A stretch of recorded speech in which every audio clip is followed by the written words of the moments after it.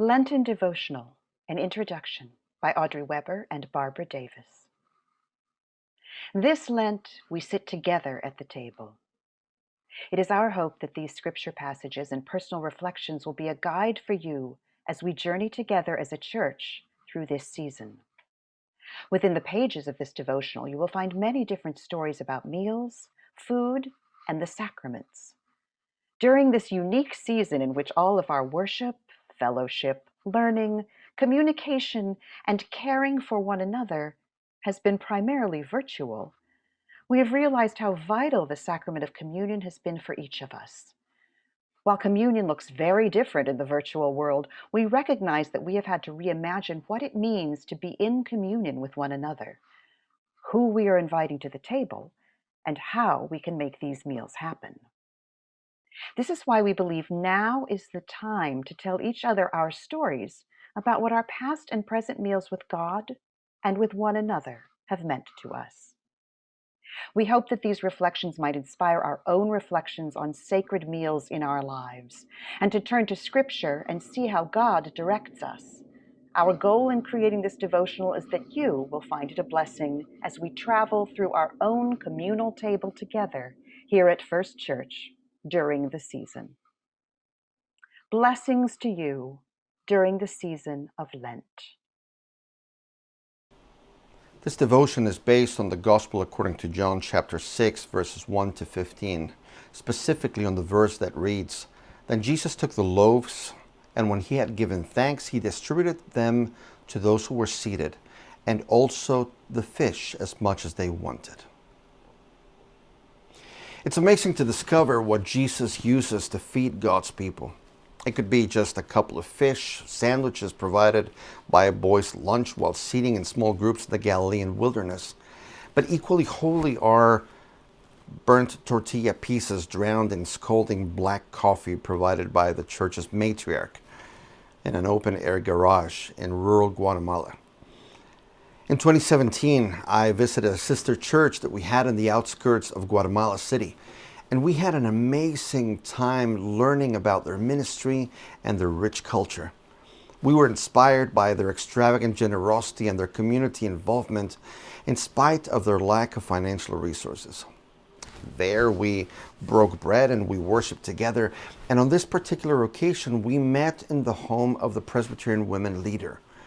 As soon as we sat down, she surprised us with taking a ceramic coffee mug and dropping in a handful of charred tortilla chips, followed by very, very rich, hot, black, syrupy coffee. I mean, the tortilla pieces were hard and as black as ashes, and they looked to me and they gave me the go-ahead as they gave me the cup. And drink, they said. Well, let's just say that first sip had a very, very interesting and a very surprising taste. The focus at the beginning obviously was on the coffee and on this pastor, though, who thought it was all a practical joke. But soon, however, the conversation turned from coffee and tortillas to just the joy of being together. From cultural differences to commonality of ministry and calling, from language difference to unity as part of a single family of faith separated by a few thousand miles. If you ask me, that garage turned before our very eyes into holy ground. And our drink, that black syrupy liquid and charred drowned bread, turn into sacramental means of grace and turn into symbols of God's blessing. God's hospitality at the table is amazing to discover. Whether it's in John chapter 6 or in Guatemala 2017, the elements are the same. The Spirit gathers, God provides, Christ is present, and God's people are fed in more ways than one. This Lent, I pray that our tables may be filled with surprising blessings, like discovering that a drink that is made from charred tortillas floating in black syrupy coffee is actually very, very tasty. This was written by Greg Stovell. This devotion is based on Genesis chapter 1, verses 26 through 31. And I'm focusing especially on Genesis 1, verse 30. "And to every beast of the earth, and to every bird of the air, and to everything that creeps on the earth, everything that has the breath of life. I have given every green plant for food. And it was so. My father loved gardening, so as a child I helped pick the tomatoes, corn, lettuce, and my favorite, strawberries, that he nurtured. We lived in a farming community, so aside from our own garden, fresh produce was always available. We took it for granted. I left the gardens of my youth behind long ago when I came to New York City. But recently, I've been thinking about gardens again through our first church connection with Harlem Grown and visits to this urban oasis. It's not the easiest trip from my Lower East Side home to West 134th Street. Weekend subway service changes often tax my non-existent sense of direction. Yet being surrounded by green and growing things, in the company of neighborhood families and volunteers from all over the city, is nourishing. And Harlem Grown's critical work during the coronavirus pandemic, providing thousands of meals for the community, is humbling. The visit that lives in my memory took place on a lovely summer Saturday. It was a quiet day, neighbors stopping by to pick up packages of fresh greens, just a few volunteers on hand. After doing some weeding and watering, I found myself sitting on the grass with another volunteer, thinning a huge patch of lemon basil. Peaceful yet purposeful, in that moment in time, I felt we were truly sharing a sacred space. I'm Mary O'Hara Smith, and I wrote this devotion. This devotion is based on Genesis 9, and I am focusing specifically on verse 3. Every moving thing that lives shall be food for you, and just as I gave you the green plants, I give you everything. God is constantly amazing me with providing all that I need and then going beyond that to surprise me with unexpected blessings. A few years ago, I was fortunate to go with a group from First Presbyterian to Puerto Rico for a work trip to help rebuild after Hurricane Maria. Our week was packed with laboring, one day in pouring rain and many days in high heat. Members of the churches where we worked treated us as honored guests and fed us as though we looked malnourished.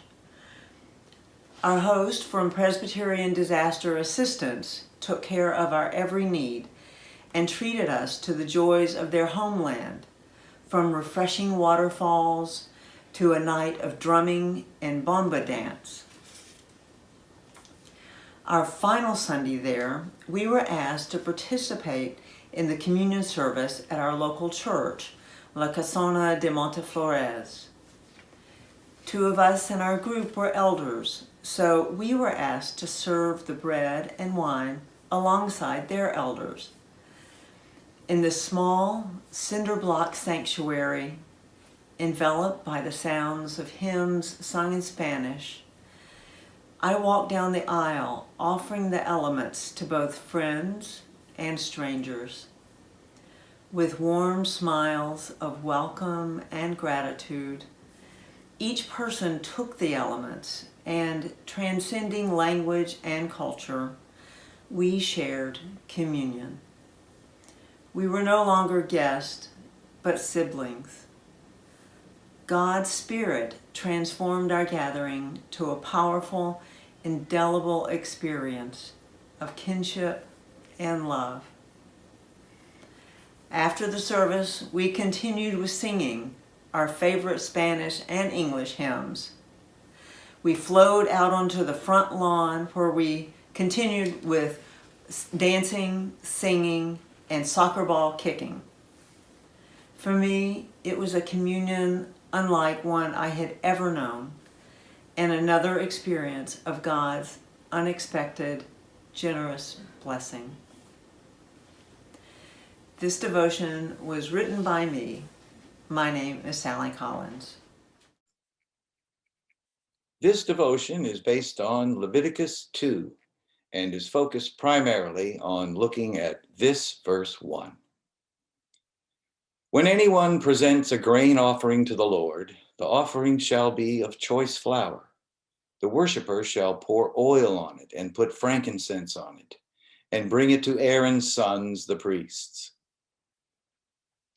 In the Bible, Leviticus is the book of the Levites, a tribe of priests in ancient Israel, when more formal religious structures and processes were in the early stages of development. The book is a collection of guidelines and laws intended to clarify for priests of that time and for their constituents how they were to reflect and model their own behavior on God's holiness and purity. In those days, sacrifices and burnt offerings of livestock and grain were ways to cleanse oneself of impurity and sin and to provide gifts to God. Thinking back to the Levites, Lent is a good time to reflect on our thinking and behavior, with a focus on aligning ourselves more closely with God's vision for us. It is important to examine our relationship with God and with each other, to appreciate the many blessings we have received from God, including the sacrifice of his Son, to recognize God's love and support for us, and in turn, try our best to love and care for each other, and to celebrate our diversity and our fellowship as children of God. In this time of societal divisiveness, it is my hope that through that self-reflection and focus, and through our own personal conversations with God, we will be better able to move forward as a more caring, equitable, and united community. This devotion was written by Robert Ryder and read by Doug Shepard. This devotion is based on Hebrews chapter 13, verses 1 through 19, and is focused primarily on this verse.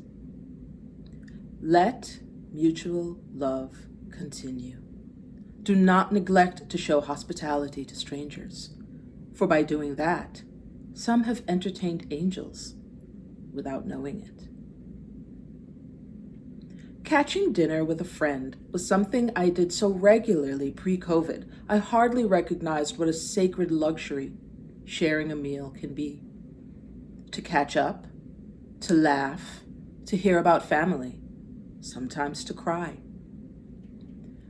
My family had a meal like that about 18 months ago. One of those weekday dinners at the pub across the street, so everyday as to be almost forgettable. Except this one wasn't. Kofi, one of the asylum seekers our congregation co-sponsored, joined us. My teenage sons had met Kofi at church receptions, but they got to know him at that dinner. My younger son had recently identified Togo on a map test at school. Now he heard about the beauty of its countryside, the extent of its mining and shipping industries. We all listened as Kofi told us about fleeing after taking part in protests at the university. My older son had just marched against climate change. Those were heavy topics, but the dinner didn't feel heavy. It felt human and full of laughter.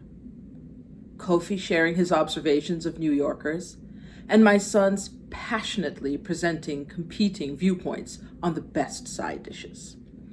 The weightiest of subjects interweaving with the most trivial. Hospitality is so central to our faith. To invite others to our table, to accept an invitation to theirs. To let mutual love continue. I'm not sure there was an angel at our dinner with Kofi that night, but I'm very certain there was an element of the divine. This devotion was written by Laura Malarkey and read by Nadia Robinson. This devotion is based on Job 5:5, and I'm focusing specifically on the hungry eat their harvest and they take it even out of the thorns. I'm rarely ever late. I love deadlines. However, in submitting this devotional, I kept procrastinating, asking for extensions. Something you might know about me is that I have an overindulgent relationship with food. You will often hear me laud a recent Michelin meal or telling my plans to travel somewhere far away just to dine at a world's top restaurant. So, when I was asked to write a devotional on Job 5:5, I found it so difficult to relate to the scripture on its surface. The hungry eat their harvest, and they take it even out of the thorns. I was horrified that everyone, knowing my fine dining hobby, would think me such a hypocrite. Thorns? I mean, if my meat is overcooked, I send it back. How could I write about this verse? Then I took a step back. Let me read this not so literally, I told myself. What is there that I want and or need so tremendously that I would endure great difficulties, terrible obstacles to obtain? The list was long, including fatherhood, end of the pandemic, prosperity, health, and happiness. These are a few things I would sacrifice myself for, things that I would race through a forest of thorny bushes to achieve. Like listing New Year's resolutions or creating daily to-do lists, there was something therapeutic in developing this list, of acknowledging the things that are worth the fight. So might I pose the same question to you? What in your life do you hunger for? For what would you risk self-harm? Make your list. May it bring you perspective and guide you. This devotion was written and read by Jonathan Harris. This devotion was taken from the book of Luke, chapter 14, verses 15 through 24. Go out into the road and lanes and compel people to come in so that my house may be filled. To New Yorkers today, there's something a little odd about this parable, about someone who first prepares a feast and then as it is ready to be eaten, invites his friends to join him. Does it seem reasonable to assume that friends can drop everything on a moment's notice to attend a dinner party? No invitations were sent out in advance, no RSVPs to determine head count. Many of the excuses for not attending seem like ones we might even use ourselves, like having to work late or travel to a new country home. So why did he become so angry? Was it that he might not receive dinner invitations to repay his hospitality, or perhaps no bottles of wine for hostess gifts?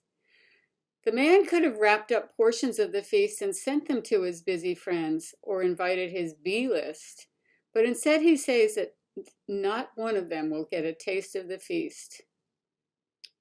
In the New International Version, he tells his servants to go out quickly into the streets and alleys of the town and bring in the poor, the crippled, the blind, and the lame.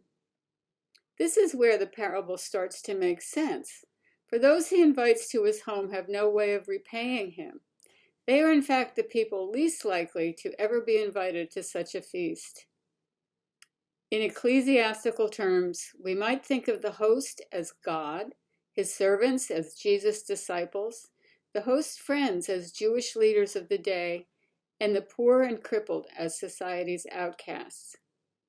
But perhaps there's another way to interpret the parable, that we should give generously and quietly when we can to those most in need, without a thought as to whether we will ever be repaid. Written by Roger Leaf, read by Barbara Sherman. This devotion is based on Luke chapter 14, verses 7 through 14.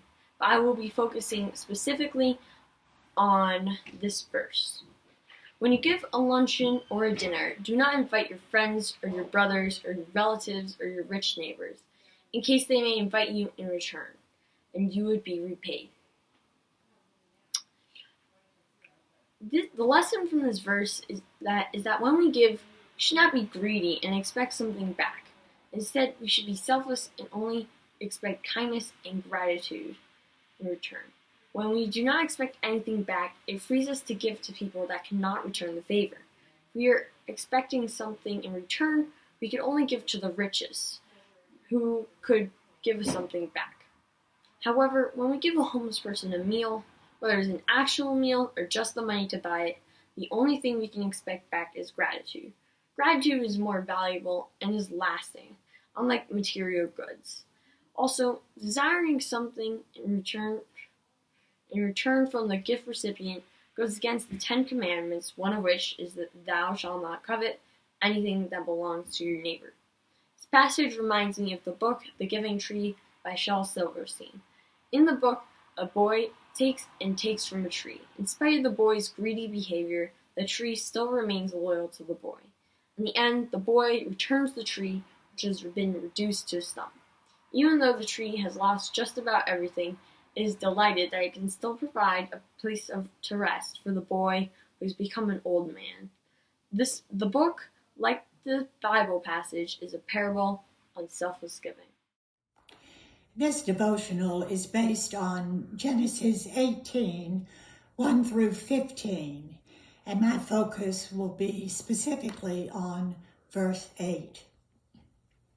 Then he took curds and milk and the calf that he had prepared and set it before them. And he stood by them under the tree while they ate. When my husband Peter and I moved to New Jersey in 1999, we knew no one in the community we had chosen to be our new home. But we were not concerned. After all, we led busy lives. We both commuted to the city every day.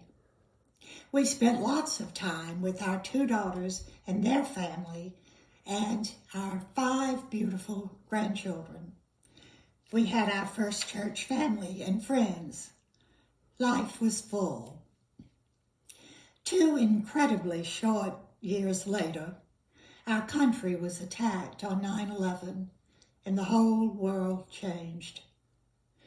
The beauty of that early September morning was soon overshadowed by the horrors of that day. By evening, hope had faded for the safe return of so many loved ones, including Peter. There was so much grief, the grief of an entire nation. My own personal grief, tragically losing my partner of 40 years. The collective grief of family as we tried to console and care for each other. And perhaps the saddest of all, the bewilderment of the children as they asked what had happened to their beloved Pa. Among the many expressions of kindness my family and I received during the days, weeks, and months after 9/11, one of the first and most unexpected occurred the day after the attacks. Strangers and neighbors I barely knew came to my door bringing dishes and platters of food they had prepared. Some stayed a while, offering words of sympathy and support. Some offered prayers. Others just sat silently. Later that evening, having given very little thought to food for almost 2 days, I sat down to supper with my family, grateful to share a meal that had been graciously prepared for us. These kind neighbors and strangers brought food to nourish and comfort us. I believe this was God's way of showing his love and sustaining us in our sorrow. Even at times when I struggled with my faith and I found myself in a dark and lonely place, God would come and find me, and I would journey on with the help of friends, the love of family, and the healing power of God's grace.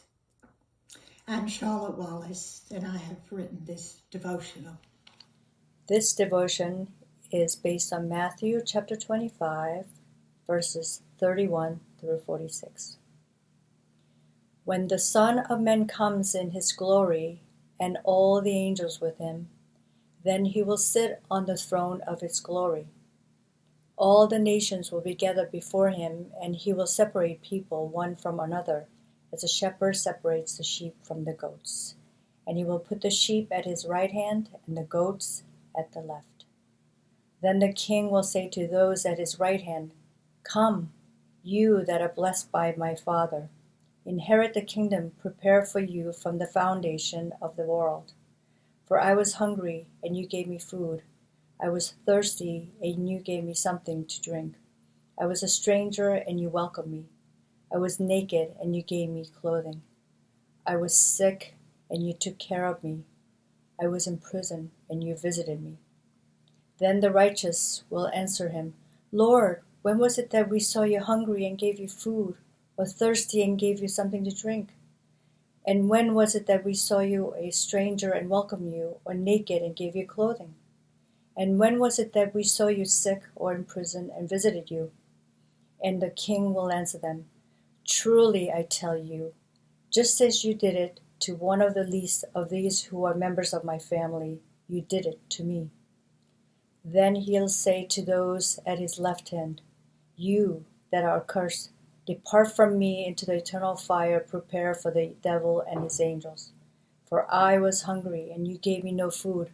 I was thirsty, you gave me nothing to drink. I was a stranger, and you did not welcome me. Naked, and you did not give me clothing. Sick, in prison, and you did not visit me. Then they also will answer, Lord, when was it that we saw you hungry or thirsty, or a stranger, or naked, or sick, or in prison, and did not take care of you? Then he will answer them, Truly I tell you, just as you did not do it to one of the least of these, you did not do it to me. And these will go away to eternal punishment, but the righteous into eternal life. This devotion was read by Aaron Knoll. This devotion is based on the book of Revelation, chapter 3, verses 14 through 22, focusing specifically on verse 20. Listen, I am standing at the door knocking. If you hear my voice and open the door, I will come in to you and eat. Many of my strongest memories of church as a child revolve around the potluck dinners my mother helped serve at the First Presbyterian Church in Blackwell, Oklahoma. Later memories of church have me preparing and serving Presbyterian eggs as a young mother at pitch-in dinners at the FPC of Pacific Palisades, California. Memories since 1998 are of this FPC, our old first, and Jackie Fike and the Tartan Fair and James Hollander and all the volunteers who gathered at table. The menus of these meals differed depending on who cooked, but the common denominator through all of them was warmth and fun and a feeling of inclusion. I'm not sure I recognized early on the presence that our open doors welcomed, but I think I always heard the knocking.